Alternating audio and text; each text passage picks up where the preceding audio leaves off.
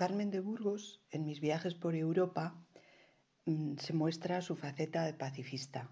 Son artículos que publica en El Heraldo, en un periódico de Madrid, con distintos capítulos en los que habla de ese viaje que ha hecho pensionada por la Junta de Ampliación de Estudios y que tiene que interrumpir precisamente en Alemania por el estallido de la Primera Guerra Mundial.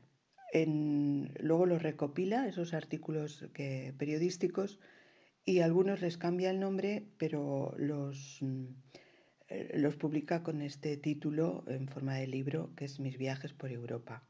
En el capítulo que se llama El Mar del Norte se muestra antibelicista, pero no imparcial, porque da su visión negativa de los alemanes y positiva de los ingleses. En el que se llama el capítulo que titula Prisioneras, habla, el escenario es el tren en el que van ella y su hija hacia Hamburgo, y las confunden con espías rusas.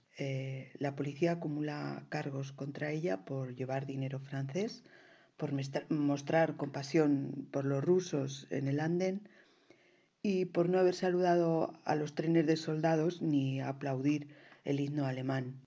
Dice: tenemos que cruzar entre esa multitud exaltada, excitada por esa embriaguez que acomete a los pueblos y parece que los enloquece y los envenena como una enfermedad contagiosa. Como vemos, se muestra pues antinacionalista. En el capítulo Días de Guerra escribe cómo ven desde la ventana del hotel a 5 alemanes pelearse con 3 rusos, y luego acude la multitud a seguir la pelea y acaba con la muerte de los 3 rusos por sospechar que podían ser espías. Lo ven su hija y ella desde la ventana. En otra página, la 237, denuncia: los periódicos excitan el patriotismo dando noticias de estupendas victorias que en su mayoría deben de ser falsas, pero que animan y sostienen el entusiasmo bélico de este pueblo fanatizado. También admira a las mujeres alemanas que se despiden de los hijos, de los maridos y de sus padres como si estos fueran a un viaje de placer cuando van a la guerra.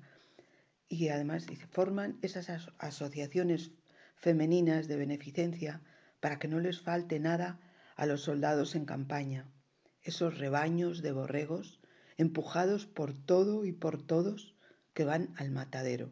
Esta misma situación la recreó en un cuento que se titula El Kodak, publicado en Nuevo Mundo en 1917. En los capítulos 12 y 13 de Mis viajes por Europa, cuando habla de Dinamarca, admira los servicios públicos que hay en este país y que el gobierno no pague el coche a los diputados ni a los otros miembros de ese gobierno, y que vayan todos en bici y que no tengan que el primer ministro vaya a pie o en tranvía a su casa y al ministerio, o que el ministro de la guerra ofrezca la paradoja de ser antimilitarista y el de negocios interiores un amable campesino.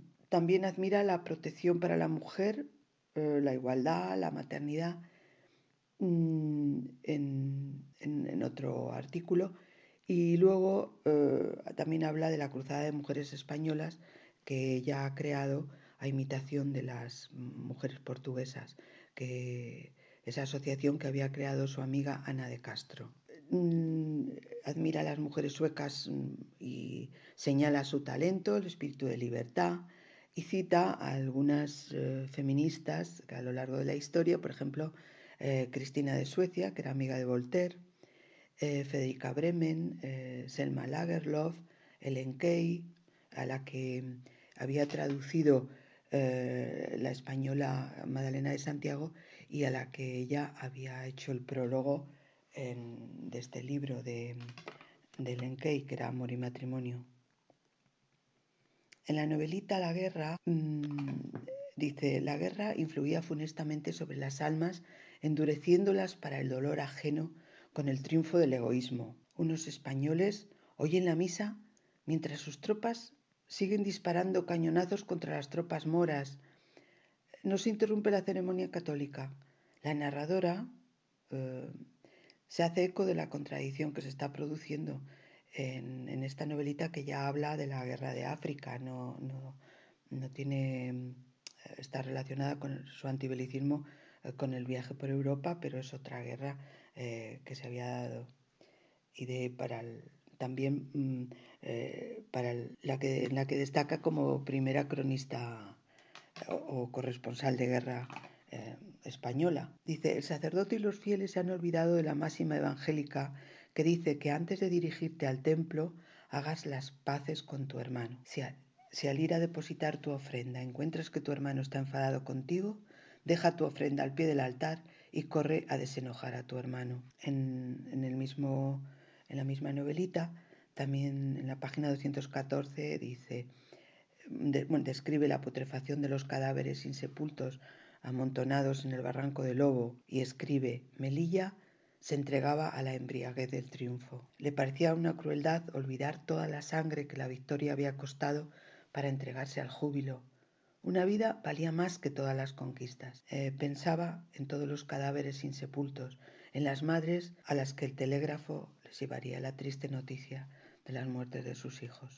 Sigo con algunos extractos de ese libro de mis viajes por Europa. En el capítulo El peligro de los cabellos negros, al ver el embarque de los rusos que quieren volver a su país al desencadenarse la guerra, escribe, aquellas pobres gentes no cantaban ni hablaban apenas. Era un espectáculo humillante verlas temblorosas, encogidas, aterrorizadas en medio de la soldadesca. Tal vez los pobres dejaban la casa, la industria que constituía su manera de vivir, después de muchos años en esta tierra que habían creído amiga y a la que les ligaba intereses y afectos. Frente a ese espectáculo de pobres gentes considerados enemigos, ve los trenes llenos de soldados que van al frente y dice, van todos asomados a las portezuelas, alegres y contentos, más que gentes que van a matar, parecen alegres muchachos que van de romería.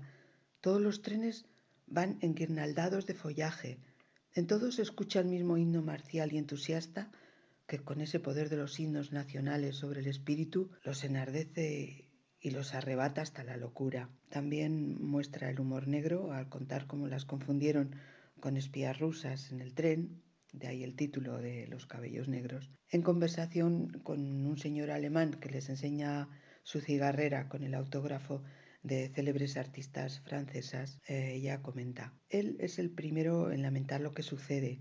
Ve cómo su patria exagera el temor a los espías y me cuenta el caso, poco tranquilizador para nosotras, de que han fusilado en Rostock a un hombre y dos mujeres, quizá inocentes, solo por meros indicios. En el capítulo Prisioneras sigue el humor negro y se ríe del miedo que han pasado las dos, su hija y ella. Alguien en el tren le dice que el retraso se debe a la espía rusa que están buscando, a una espía que dicen que va en el tren. Miramos con curiosidad como espectadoras y pronto nos convencemos de que somos nosotras las protagonistas. Los soldados vuelven, me rodean y me hacen señas de que los siga. Me levanto con prontitud, como lo requiere el ruego de ellos, que ponen como razón suprema la bayoneta calada junto a mi pecho. Se acumulan, como ya hemos señalado antes, se acumulan contra ella llevar dinero francés, no haber saludado a los trenes de soldados, ni aplaudido contra el himno alemán. Además, son indicios muy comprometedores mis sentimientos de compasión hacia los rusos. En el capítulo A través de Alemania dice, mi vagón va lleno de soldados y de veteranos que se dirigen a Kiel, donde se verifica una fiesta militar presidida por su emperador. De los veteranos que van a ser condecorados, dice, todos esos hombres, ruinas humanas ya, llevan un brazal en que se lee la fecha de las batallas célebres, con grandes caracteres, y los pechos cubiertos de cruces y medallas. No me inspiran simpatía estos viejos que no tienen las manos puras, limpias de sangre humana. Honrar a los que mataron me parece una cosa muy perjudicial.